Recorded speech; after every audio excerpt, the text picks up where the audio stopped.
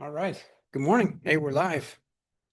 This is the Meshery Dev meeting for April 22nd, 2026. So if you're working on Meshery or you're using Meshery or you just want to learn more about Meshery, this is the meeting where we talk about Meshery. I'm not sure if I could say Meshery too many more times in the same sentence, but I tried. So anyway, we record the meetings. We post the meeting minutes on YouTube so you can watch this over and over again. For those of you who can hear me, who are either watching the live stream or who are on the call, drop your name into the meeting minutes. Now is the right time to take attendance. Put your name in there. Now is also the right time to add any agenda items that you have.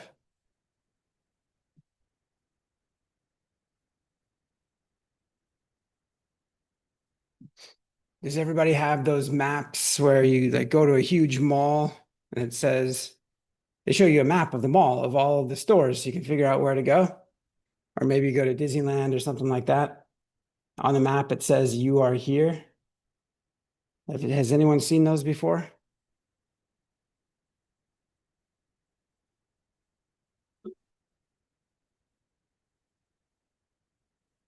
Nope. All right. I'm going to talk to myself for well, I maybe meant less than yes. 60 minutes. Say it again. I meant to say yes, but I think my voice was yeah. Oh yeah. It's kind of that always reminds me of this, like where it's like your name here, your topic here. It's sort of like you are here is what it always reminds me of. Terrible association in my mind, but your topic here. Funny thing is, we used to put this in italic, like, hey, meaning like, hey, delete this, put your name here, and all that. But everyone would always just leave the italics.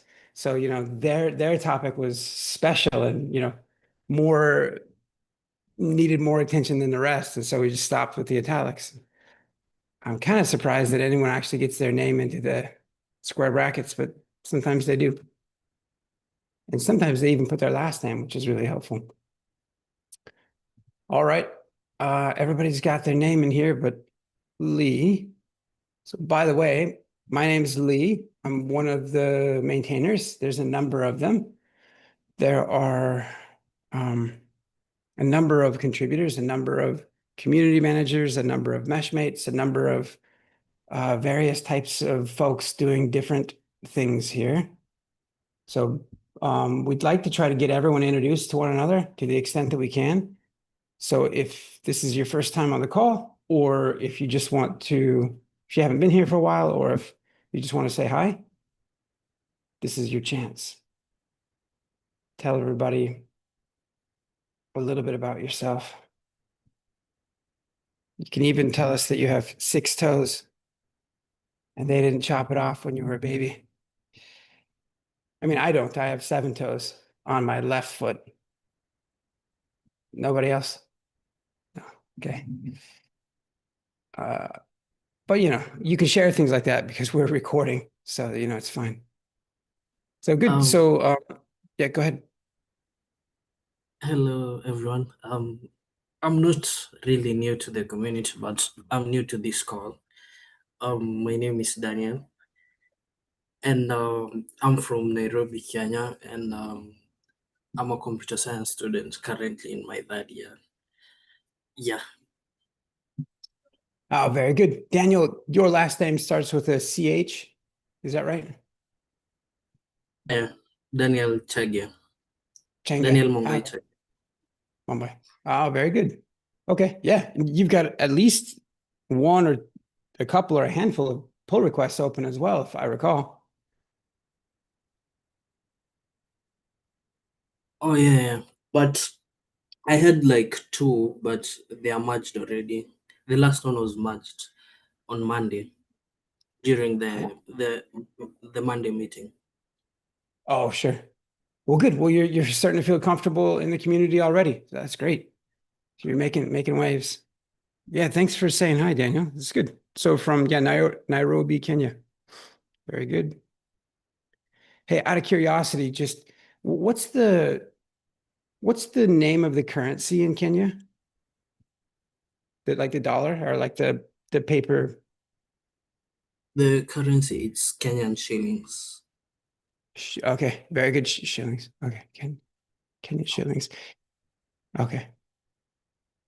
Would you call it a shilling, a Kenyan shilling, whether is it always paper money or is it sometimes like coins? Um, we have like coins and we have notes, but Oh, no, we call the currency itself it's Kenyan shillings.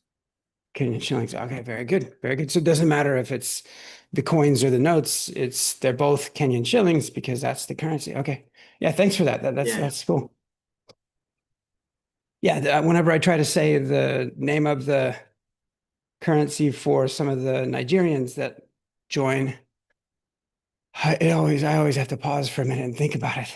It's always slightly and now I'll have to think about it, so I won't do it. Anyway, good. Who else is on the call that hasn't had a chance to say hi? Uh,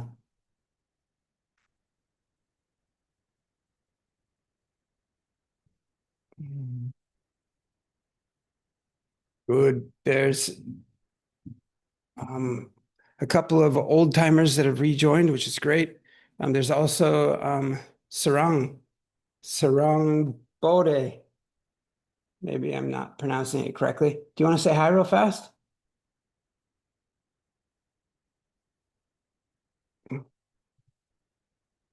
Yep. And if you're too shy, I get it. That's your loss. If you are having trouble with audio or video, then say hi in the chat. But we'll move on, and we will just as soon forget about you, Mr. Bode, if you don't say hi. Sarang, are you there? Just a quick hi. I promise it's mostly painless. All right. I tried. We tried. Okay. Be sure to say hi in chat if you can. Okay. Yeah, I'd like to All right. say hi. It's Daniel, it's Mr. Kiptun. yeah, yeah, it's been a There he minute is. since my last contribution. I'm happy to join back to the community. Yeah. Mr. Mesh Think, Mr. Meshery operator. Yeah, very good. Good to see you, Daniel. It's good to have you, man. All right. I don't think that we have any announcements. I'm hosting today, which is uh I have to apologize to everyone. Um, but I think that leads us right up to, does anybody have any announcements before we get into the topics?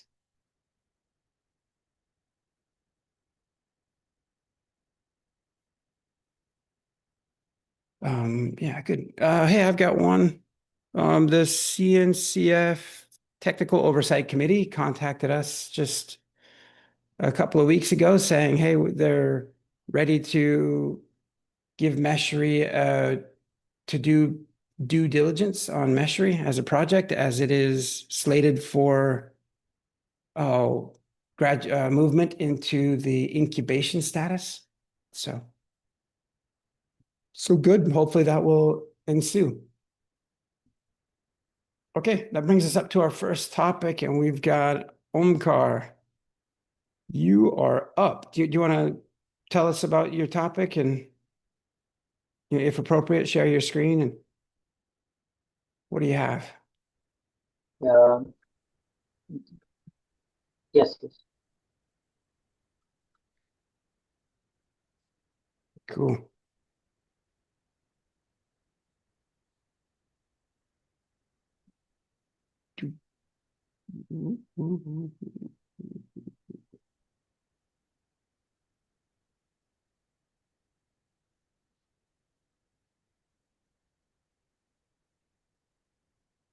Does anybody have a joke in the meantime? I sorry. I went through the Meshery CPL code base and found a few things in a registry test.co and published test.co are empty. coverage is 0, but both tests show passing. So yeah, the short flag is also missing in the CI pipeline. So integration test waste around 6 minutes per pipeline.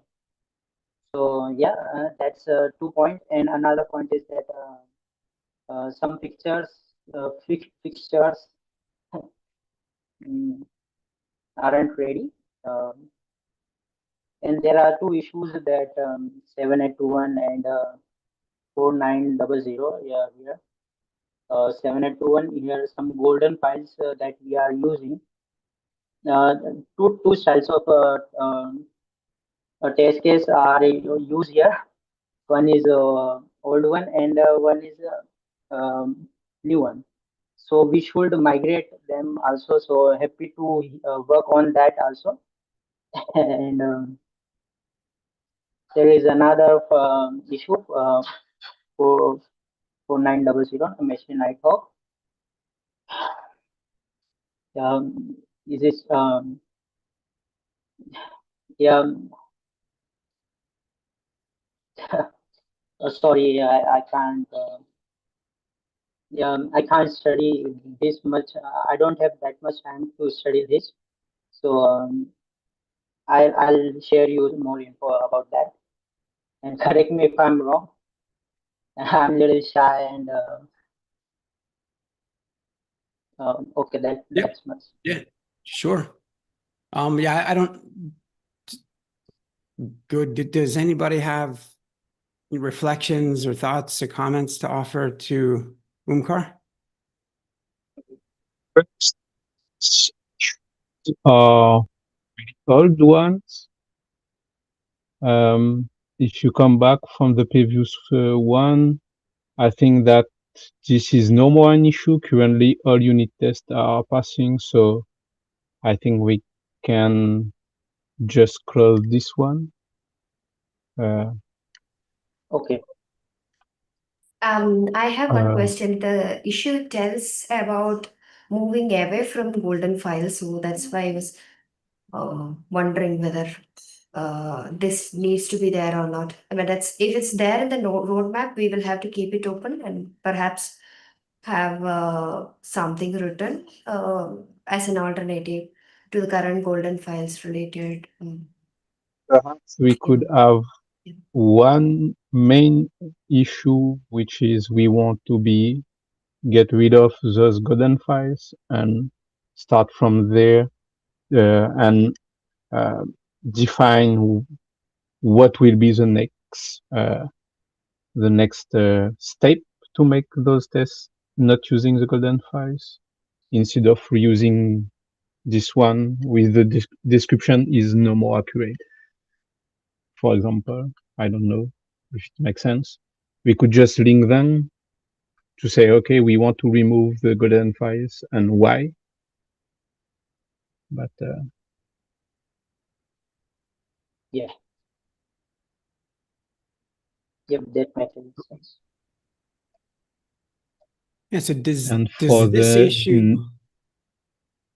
go ahead, Lee. No. Um, I'll only hop in just because you said go ahead, but I was just going to try to help facilitate by asking if this particular issue, to confirm that this issue calls for the removal of tests that are written using golden file assertions, and it looks like that's what this says is like, hey, it's time to get a new style of tests. And Asuko is a former maintainer, which means this issue we must be trying to get off of golden files since I didn't have white in my beard, maybe for a long time. The files, what you do is you go over, delete. Any tests that reference them, delete. They're crap, they're garbage, they're terrible, it's awful. It has wasted so much time fixing tests that fail, thinking that we need to fix them, and they're not testing anything worthwhile. and please correct me if I'm wrong. But so yeah, we very much need to. Of garbage in those files, sure for that. And I think that now it's pretty much doing what we want with what we except the CLI is doing here. But I think that the golden files could be kept only for replicate the API response code, but what we accept from the UI should not be done. The CLI response and behavior should not be hard coded in those golden files. But for the API, I think it's good things because it should not moved a lot. And if we change the API response, the test will have to be changed anyway. So, but perhaps with the schema approach that we are trying to implement everywhere, we can just remove them at the end. I don't know. I don't have the real answer for that.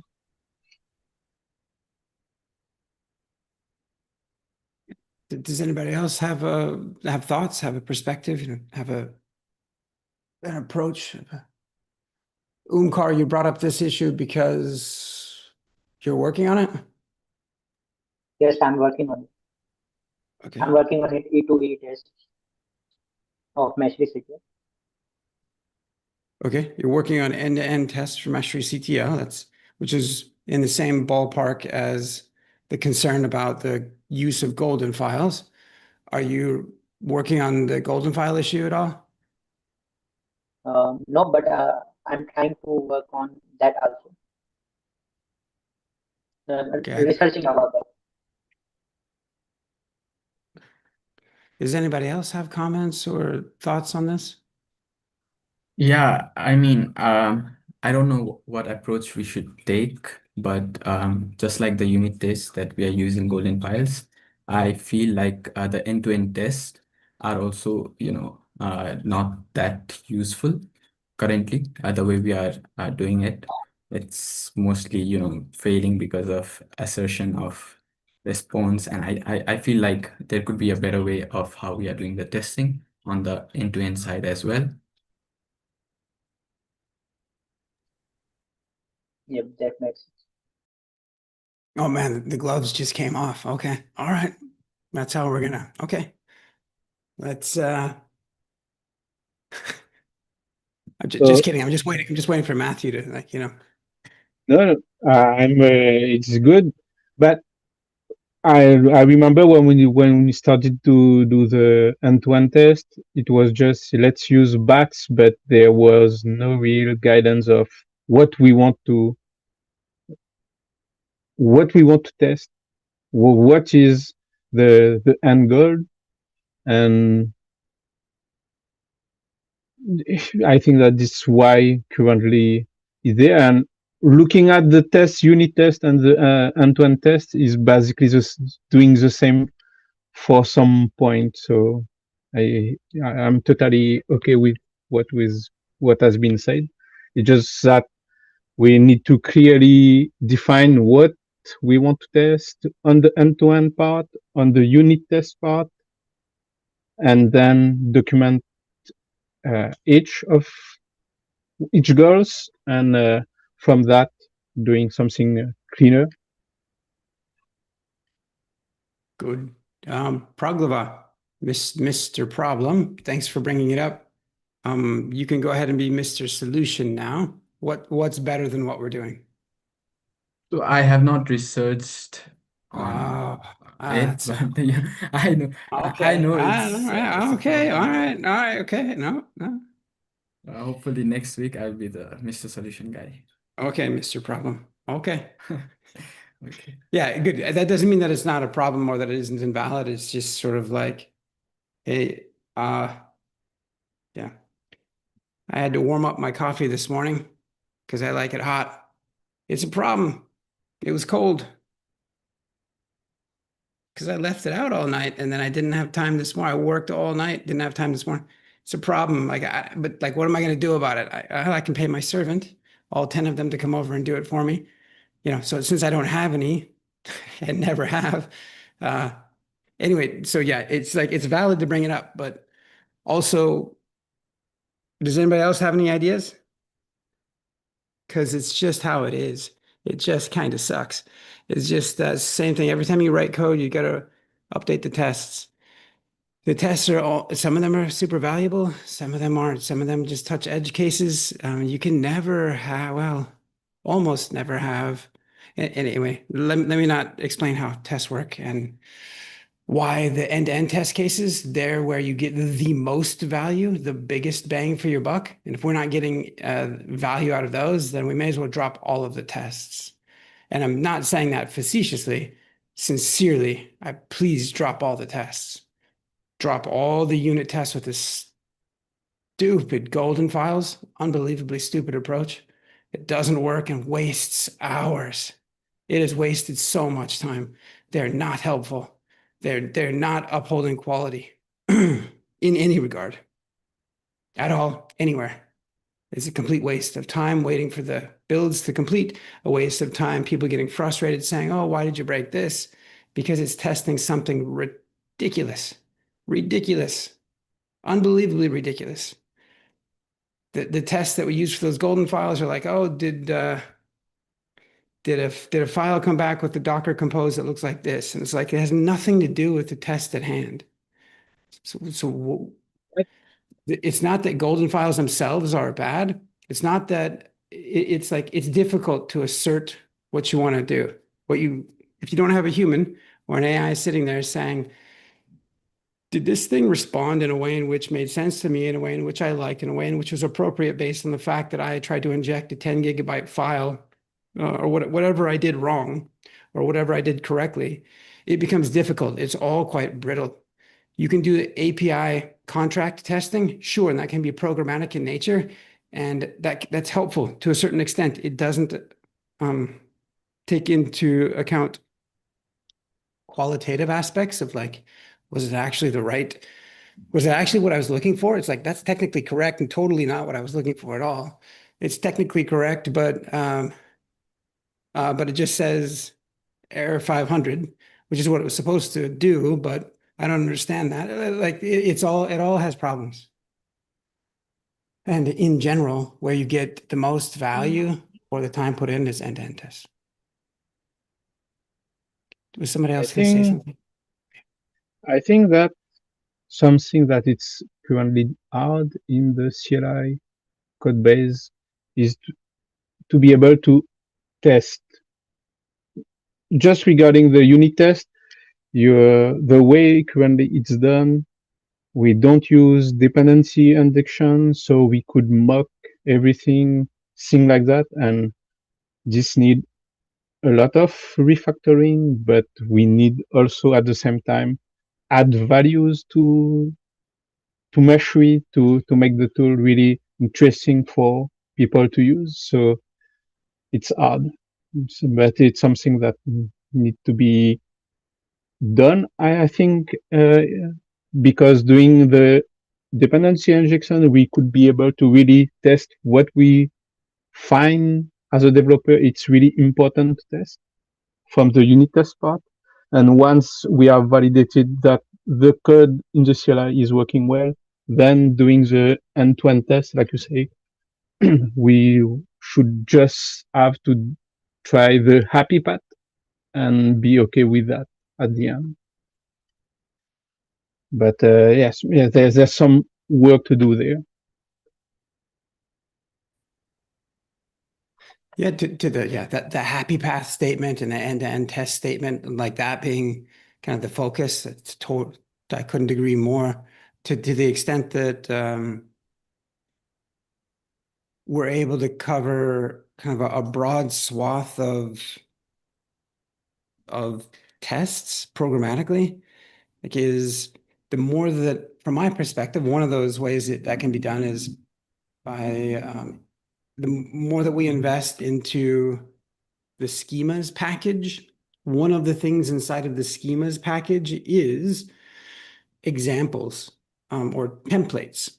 So this is important enough to a number of different areas of the project that it's probably worth taking a moment just to share how each of you actually can be helpful in this regard. All of you are capable of doing this next thing that I'm going to share.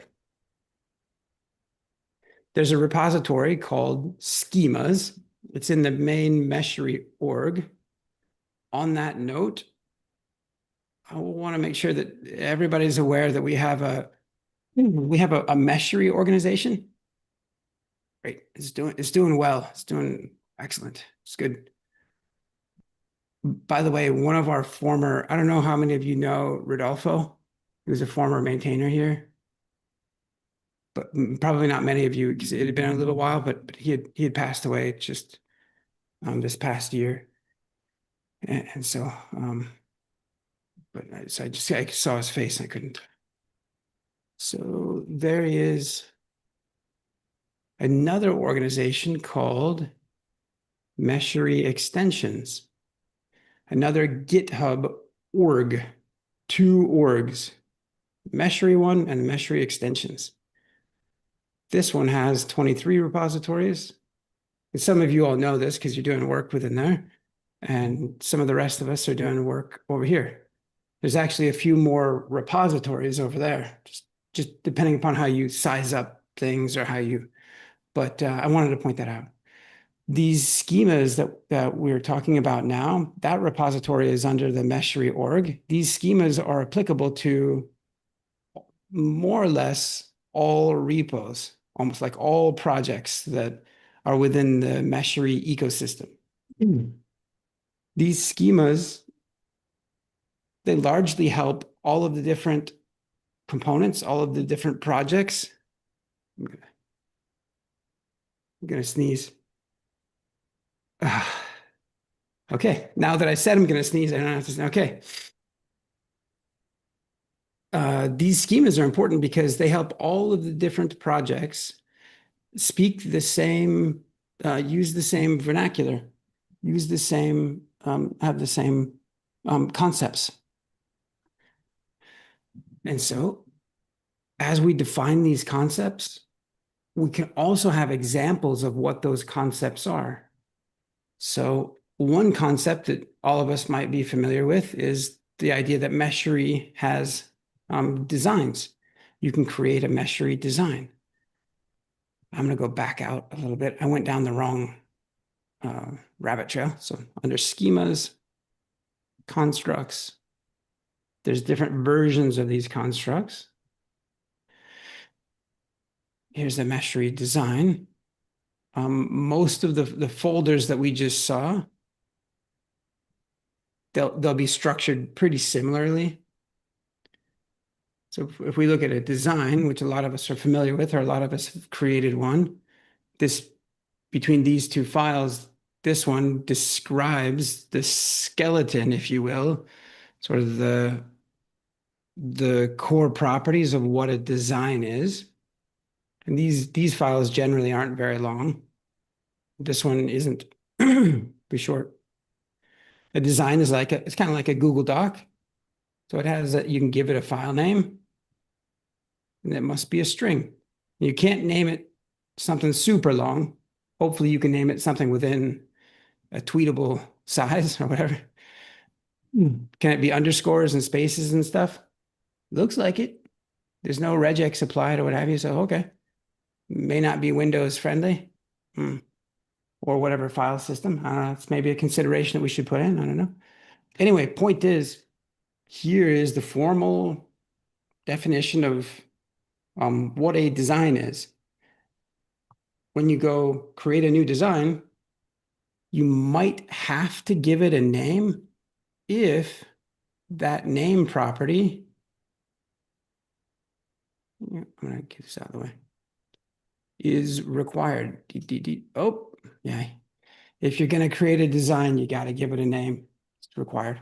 Okay, good. So why am I talking about this? This seems really off from what we were just talking about, unit tests and how to do things, how we can improve there. The reason I'm talking about it is because instead of using golden files, a golden file is just like, is an example of what you want the response to be. So if you executed a Meshery CTL command and you got back this type of a response, or maybe you executed a Meshery CTL command and you were going to use a sample file, like a sample design file, give it to the command and expect a particular response back, maybe run another test, give it a different file. So you have this set of like golden files, this set of like test artifacts. Well, those test artifacts, those golden files, they unto their own, it's not that golden files are bad unto their own. It's the way that we've done it needs improvement. What I'm going to point out is this folder here called templates, kind of a similar concept to a golden file. Or if you're writing a test and you're doing Meshery CTL design import or design apply, or just in this example, if you're using a design, well, you got to go have a sample design from somewhere. There's a whole catalog full of them. Meshery catalog has a lot of designs, sure. Or this schemas repository, this schemas package, every time a release of it is made, it packages up a number of examples, a number of templates.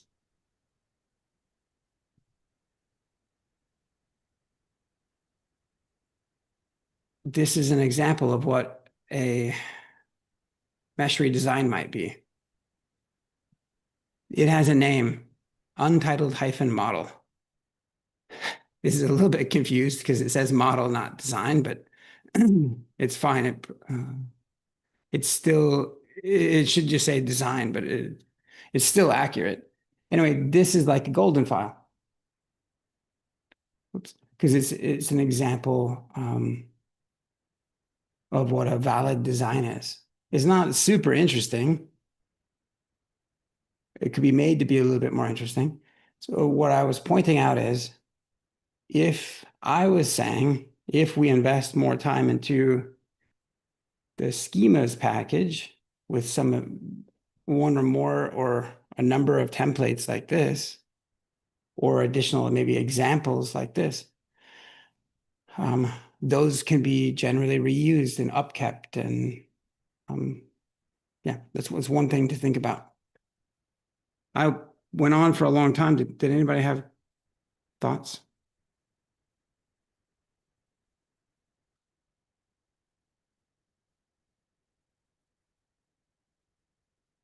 I trust that of the things that I said, a number of us learned some things or just got some concepts kind of reinforced.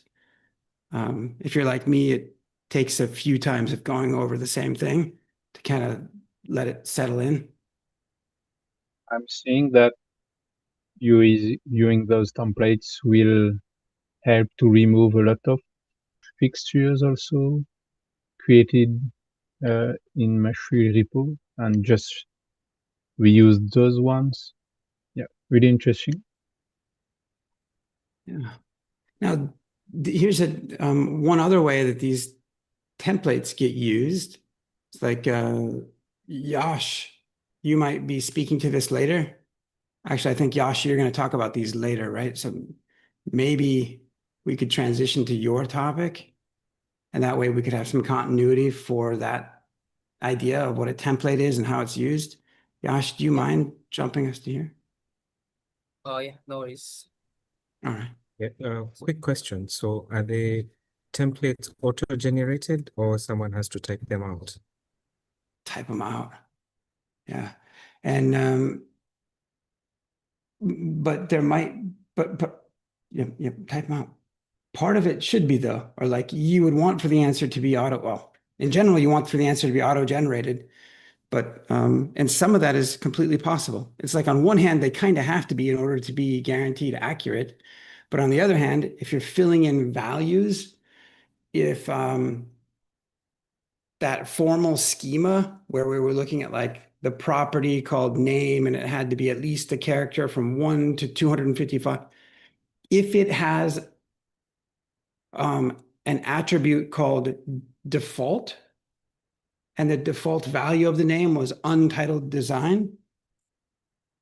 That is helpful to auto-generating those templates.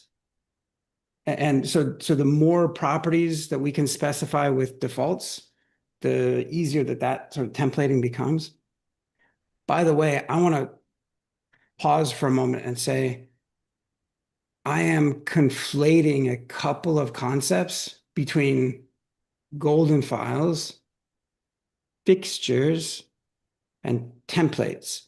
And in my muddled mind, they are intertwined to a fair degree. I just want to call out like, this is something for you guys to maybe go look up later and provide some clarity for everyone else next time. Yash is going to help. That's a great question, Daniel. Like, Yash is going to help us.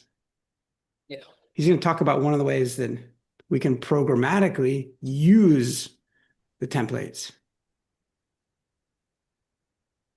Okay, so let me share the screen. All right, so as we are aware of about Meshery models, components, and relationships, there are various ways to generate models, components, and relationships. So as we are known about mesh integration spreadsheet, and then some of the contributors are manually actually creating those model templates. So there is a highly schema mismatch and a lot of things.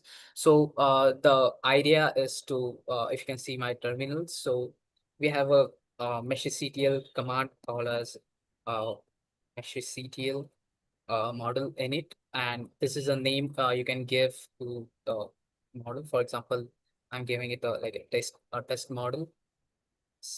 So when I'm running this command, we can see some of the scaffolds are getting generated here. For example, there are some of the scaffolds like model, then for the sample components and sample relationships.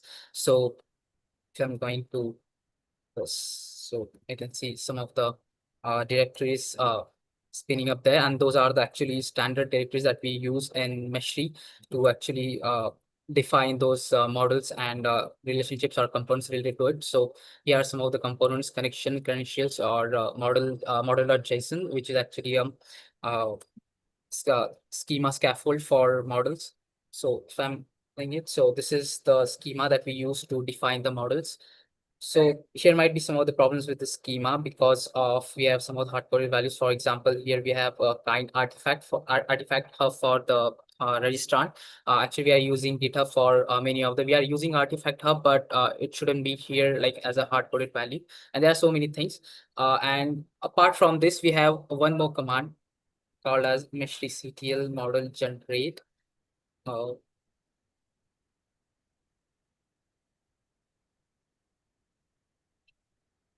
So this is a command that we actually can use to generate a model, but currently it is supported with a template.json, which we are having currently stored in Meshery repository somewhere. So this is the sample JSON, but still we have to create a scaffold and then we can pass it to it. But since we are having a meshctl model init command, we can actually generate the scaffolds. And the idea is to pass that scaffold to the meshctl model generate command. So earlier, it was making some of the problems. For example, let me switch to master branch.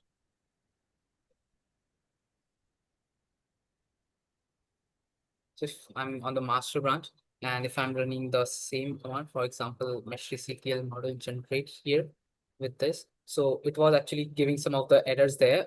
It is not that error. So let me see.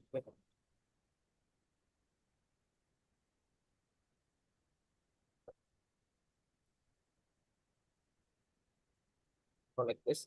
So there was some of the errors. For example, this is the error we were getting because it was not expecting this model.json, which was actually created through the model init command. So the idea was to pass this, and I have made a fix on it. Here is the PR for that. Actually, it is originally authored by Ashwani Singh. He was working on this PR. Initially, I wasn't much aware about this, but since he stuck in middle, so I had to jump in. So I have made some of the refinements there. For example, he actually made some of the changes so that it can like API expects some other fields, and API actually expects a flattened schema, but since we are having a very detailed schema in the JSON fields, there was need to have some of the refinements. So I have made some of the refinements there. And now talking about whatever fixes I've made and what is the update here. So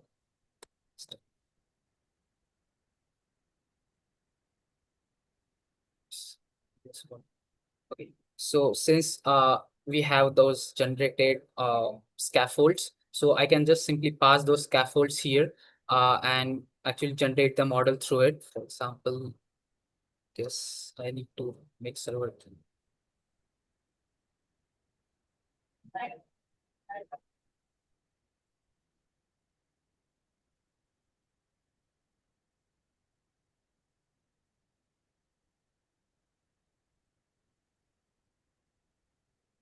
So, yeah,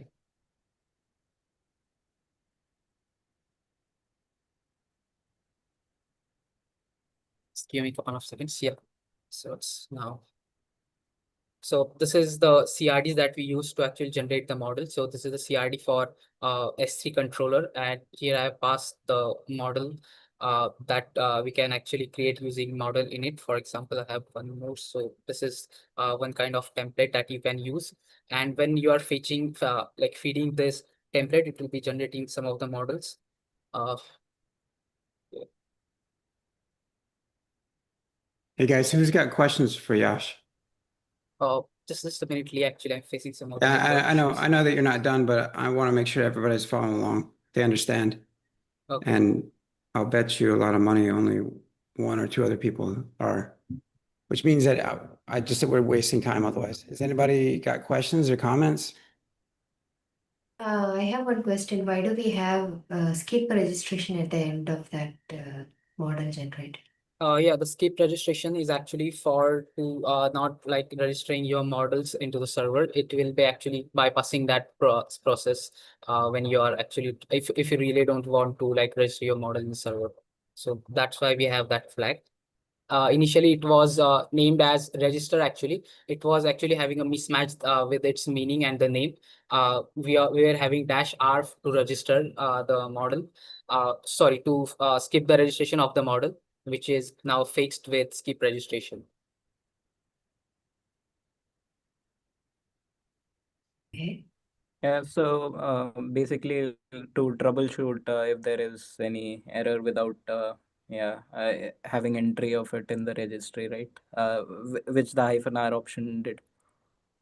Yeah. So, okay, so I can show the demo now. Okay, so this is the cert manager CRDs to generate the model. If I'm running this, so it will be creating the model and component files here. So as you can see, it was actually failing earlier on the master, but now it will be creating some of the components. For example, these are the components embedded in that in the CRD. So it will be fetching those components, and it will be writing your results to the .meshery folder that we have from configuration. So I have that folder here. So under .meshery/models, I can see my cert manager model has been created. So these are some of the models that I tried to create. So going here, it will be creating the standard directory structure that we expect actually. So let's this one step. Okay. So it will be having cert manager.json. Actually, we want to rename it as a model.json. So this is because this is the standard where we save the model.json files. So the problems are here. Some of, for example, as Kavita asked that why we use skip registration or like what is the effect of it. So when you are actually using skip registration, you will be seeing the status as ignored here because it wasn't being saved in like or registered with the server. But when you are not using that flag, that skip registration, you're tending to actually register it, the status will be changed to discovered like this. So this is the standard schema that we use in the model. So it is actually creating that successfully, but there are some of the mismatch here. For example, we are missing total of the capabilities section here. We need to embed all of the capabilities. So those are the missing here. You can see the null here, and these are all the placeholder values that that have been integrated. And one more thing that sometimes this display name, it is actually, I have made a temporary fix for it right now just for the demo, but it should be like changed because it was just writing the name of the YAML files or like the CIDs that we have. So this is we have, and as we have Sujay too, as he was trying to integrate NVIDIA GPU operator, which is actually a interesting idea into the Meshery. So I actually try to create uh, NVIDIA operator model. So this is how its name got, but this should be improved, and this will be on my next integration. So I have tried to create some of the components for it also. So as you can see here, some of the components that have been generated here. For example, these are the components that got generated. So with the components part, it's actually generating the components really well. Opening the cat node feature .json for the components. So this is how it turns to be. But as I had discussed with Lee with some of the schemas problems that like hard-coded artifact hub or some other mismatch. So I'll be working on them since I haven't made that much of research on that topic because of some of the academic conflicts. So yeah, I think I'll be hopefully I can get it done quickly. Any other question or anything else you want to ask?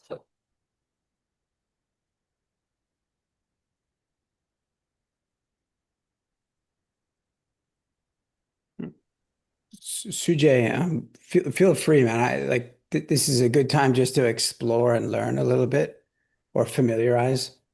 Um, I think I have a number of questions, but I encourage everybody else to take the time. Models are fundamental to how Meshery, functions and offers value. So it's time well Yeah. spent. I did try out the command line option also and via UI also. So tried multiple things while I was uh, trying to integrate the models and components. And I had discussions with Yash also, and he also briefed me about some of the things that were important to get starting, to get to the start. And yeah, I checked multiple options within the generate, and was yeah, stuck also for some period of time. We found out the schema drift issue while testing the model while trying to deploy it. Yeah, all those things were there. Uh, mm, Yeah, nice. Yeah. One thing that it always takes me a moment to understand why it's used is if you see the most recently executed command, it's that Meshery CTL model generate. And on the next line, it says, it's saying, hey, I want to create a new Meshery model based on this file here, this YAML Yeah. file, and some great. And the part that like catches me off guard sometimes is like the third line where it says using this template. And it's like, well, wait, what? Why do I need to specify the template? And does anyone other than Yash know? It's like, wait, I want to create a new model and I want you to use like this cert manager, operator in this case. And then am I having to specify a template because it's like, oh, I want it to be a version .1 or some other? Does anybody know? uh, l- like where will it get the category, subcategory, and like how will it know those things, and the customization, say the fields that are there in the template, the color, and the SVG file. And yeah, those things, it won't be same for every say model. Yeah, it definitely won't be same for every component actually. But if you're going somewhere, I think for some of the models it has been there. For example, if I'm going for the AWS SageMaker control that I have created, give me so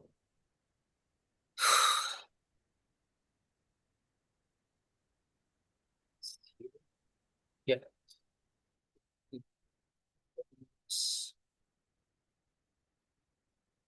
So this is one of the component of SageMaker. So It's okay.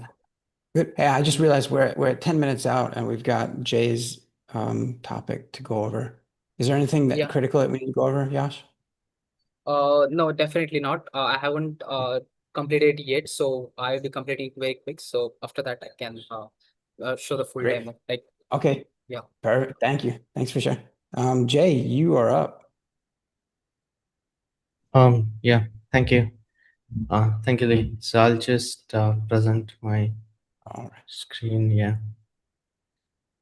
this is the one. So I hope I'm audible. To give some context, what I'll do, I'll probably just show a quick demo. I have just created AWS cluster. I'll do AWS login. It'll just ask me to log in. So this, while I'm doing this, I'll try to speak as correctly as possible. So one of the features that Meshery provides, Meshery CTL provides, is you can install Meshery in any of the cloud providers, and one of the cloud providers is EKS. During triaging one of the GitHub issues, we were trying to see why the out cluster. There are two ways you can install EKS. You can install Meshery in your cloud environment. One of them is out of cluster and one of them is in cluster. Out of cluster is when you install Meshery outside, meaning that you initiate the installation from outside the cluster, using a setup that you already have, meaning either in your local, either somewhere in your on-prem. And in cluster is when you just use a Helm chat, and use Meshery CTL command to directly install in the destination cluster. So while triaging one of those issues, I saw that the out of cluster was not working, and it was as intended. Meshery CTL doesn't currently support out of cluster installation, whereas the in cluster installation was failing. So to go back to the doc, I think the doc is linked. We can see that the error that we are getting was this. And one of the thing that stood out, me and Matthew were debugging this, and one of the things Matthew pointed out during our debugging session is this one. The server asked for the client to provide credentials, and one of the mistakes that I did, which is later down in the learnings and takeaways, anyone is interested can take a look, is I was looking at everything but this one. So I was going from bottom up. I was trying to see every other functions and trying to see. That did help in understanding what was going on, but that did not help much. So as you can see, like right now, I just updated my kubeconfig using AWS command. I did a login. Now, if I try to do mesectl start, Kubernetes is, by the way, default, so you don't have to provide the flag. I'm just showing it. So, this is we'll try to deploy and we'll see like the same error happening. So as you can see, like we are seeing server unreachable. Hope my fonts are not, well, probably increase. And message detail server, and you can see the server asked for the client to provide credentials, but that did not happen. Every other error remains same. So the details of how this was debugged using Delve is over here. If people want to reproduce, this is not fixed. There is a fix that I'm going to show in a moment. But if people going to try to debug, you can set up breakpoints, which breakpoints you're going to set, and which values you're going to want to see. You can look it over. But the TLDR is one of the AWS config that is used by Helm expects a exec-based auth, which is AWS EKS get token, and that specific auth path is not being active, or that path is not being considered in the meshkit code. So I'll probably go this one. Sorry, I'll just go to go.mod. I'll just change this line to replace. I mean, whoever did this, thank you. This was very helpful. I just had to clone the code and change it. So now I'll just rebuild Meshery.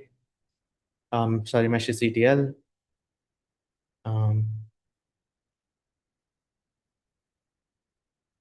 Shouldn't take long, hopefully.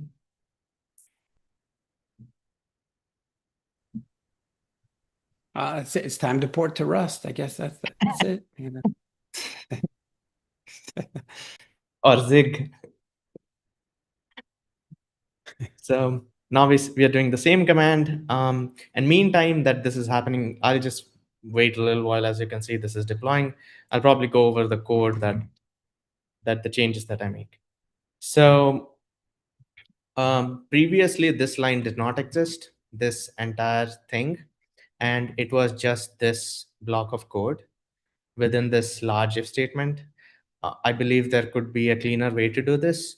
So initially it was initializing the kube config, and then it was using a bunch of this. And this is if you look at the RCA, you'll know where this is coming from. But this is basically coming from the receiver function, well, not receiver, but the client object that is being passed as a pointer, and we are just getting the values out, and we are setting the values to kubeconfig. One of the things that it explicitly does is, it, as you can see here, it uses the bearer token, and it checks if there is any username password set, if there is insecure config is set to false, and if it's set to false, it tries to get this data and certificate data, and it clearly mentions why it does that. Maybe there is better way to do this, but the one easy route that I found is just to check whether the exec path is not nil, which in our case in the RCA we can see it is not. Command exec config. So this is the value we were looking for, and we are also seeing rest config barrier token is equals to nil. So you can see like how I just redirected to this port. This means Meshery just got installed in the cluster. We can take a look now. So as you can see, the deployment went through. If we do kubectl get pods -a, we'll see Meshery running. So yay, it's nice. So going back, going back to the code, what we basically did is we just used this, and we asked, we just asked Meshkit to respect our kube config and respect the exec path, exec provider that was being set by the kube initialization path, and then it worked out. So that was basically what I wanted to cover. If we can do more. So the next portion of this in my task list, just to complete the loop on this, to use Meshery connection command to basically create a connection. But if anybody has any questions or want to go through this, let me know. I'll probably stop presenting. And sorry if I just, rampaged it through quickly. Yeah. I'm just wondering how this has already worked before. I'm not sure. It has worked in EKS, in GKE or AKS, because those two other providers also have the same kind of authentication with the kubeconfig. So yeah, good catch. I am actually, so to answer your question, so sorry, is that a question that you're asking? Like how did it Yes. work? I am not It's a sure. question, and Yeah. I am honestly not sure. So, I mean, if it wasn't for you, Matthew, and if it wasn't for like not looking at the wrong place, I think this would have been solved. I think for the EKS path, like Lee was mentioning that EKS everywhere was used. Maybe it worked there because maybe it doesn't enforce exec config, or maybe it uses bearer token, and that's why it went through. And for G Cloud, maybe it just uses bearer token. I mean, I haven't looked at those portions of the code. Um, so maybe it's also good to look at those. And one other thing, just again, we are almost close to time. It's also like begs the question whether we should also reconsider like the initial. But yeah, this is another topic, so I wouldn't go there. So yeah, that's it. Sorry, don't want to sidetrack. Yeah. Hussein, did you work on this area? Do you recall? I remember like we used to provide auth.json with system config path, right? So I think these things were there. It was like a prereq step we had to do before doing this. So I think that's how it would have worked. I have not tried recently, like the behavior. Yeah. Yeah. Anybody else have comments or feedback, thoughts?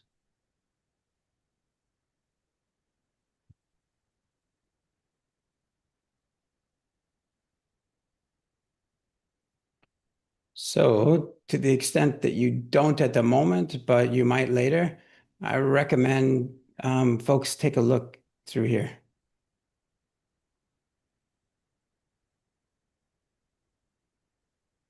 And this write-up explains it. I'll be taking a look through here. It's great. This is great.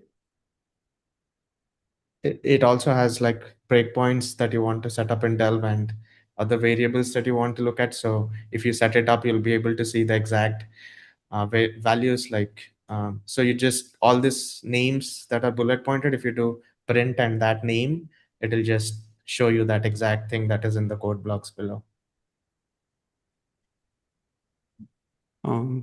Do we have, there's probably some docs to be updated, I suspect, as part of this, or does the same install process for EKS hold true? The in-cluster installation documents it. The Helm chart, like if I use Helm directly, like Helm install Meshery or whatever the Helm command is, it works because it uses the local kube config. Only the Meshery CTL start command fails. So either we'll have to set a fix.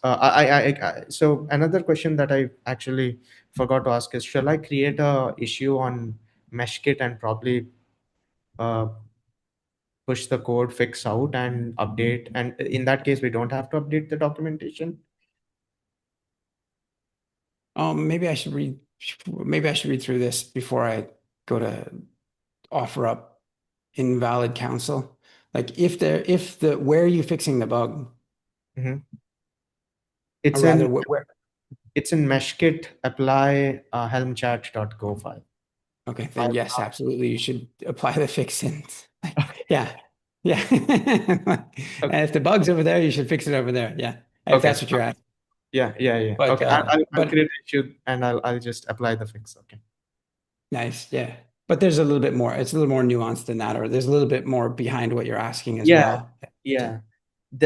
I feel like there is definitely a better way to just not have two values checked, because this works for EKS. We might also check for GKE and AKS as well. Like just make sure everything works, then probably post a fix. But if we were just trying to do EKS and update that portion of the documentation, then yes, this fix would work for EKS. Yeah.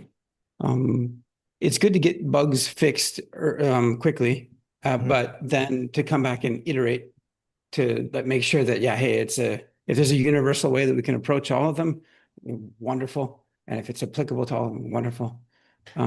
But if we were to wait another couple of months, probably not the right thing, right? Yeah. So, Yeah. or 3 months, I don't know. I'll probably just push the fix and test simultaneously with GKA and AKS, and subsequently post similar things if it works or if it doesn't work. Oh, nice. Yeah. This is great. This is wonderful. Thanks for focusing on EKS first, by the way, because I love how you wear your Google badge proudly on your shirt. Oh, is that a Google badge? No. Anyway, it's just because GKE works. It just works. There's no work to be done there. There's no bugs. So it's just, No. You never know, like cloud providers, it's typically the case. Yeah. I'm just I trying to cannot get talk Jay. much about G Cloud, but specifically, yeah. Yeah. Trying to get Jay in trouble any way that I can, but he's not having it. Okay. Great. Well, we're 5 minutes over, so we've got a couple of items that we just didn't make it to. So what you want to what those that we didn't make it to, what you want to do is add them to next week's notes. Now is the right time to do that. Does anybody? 2, 6, and you add your notes down below.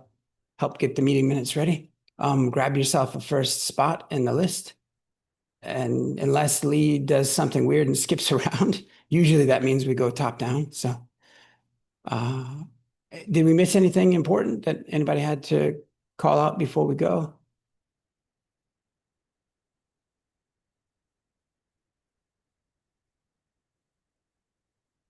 Just a healthy reminder, we've got a couple of more meetings on the calendar this week.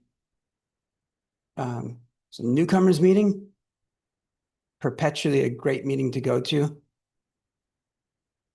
And if you want to get certified on contributing to Meshery, most of you are here contributing, so you may as well get a nice certificate to go with it.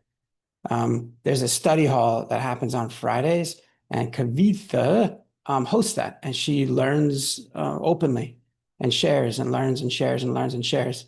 She's been doing that for a while, so she's been accumulating. It's really good. And at some point, there's going to be a number of people who are talking about how proud they are of their certification. And it's going to be in no small part because of this study hall. I've seen a number of people saying that already. So I would go and nerd out there and learn there on Fridays. Anything else? Good. Okay. Well, hey, in the meantime, we'll be hanging out back in Slack, I suppose, and on the discussion forum. So great presentations, and thanks for walking us through stuff, Yash and Jay and Umkar. Yeah. All right. Hey, see you guys later. Bye. Bye. Thank you. See you. Bye. Bye.